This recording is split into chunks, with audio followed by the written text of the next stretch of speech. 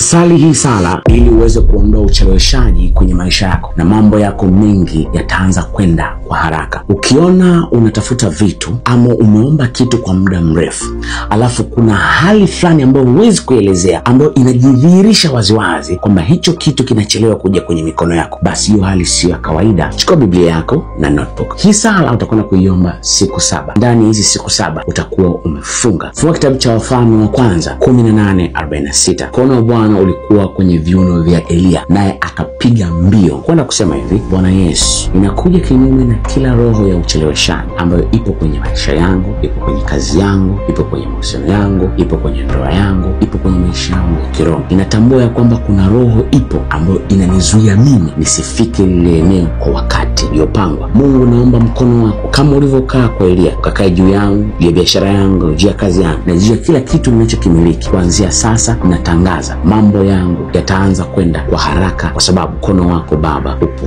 juu yangu. Siku ya 7 utakapomaliza huo mfungo, ni lazima Mungu atakuonyesha ishara.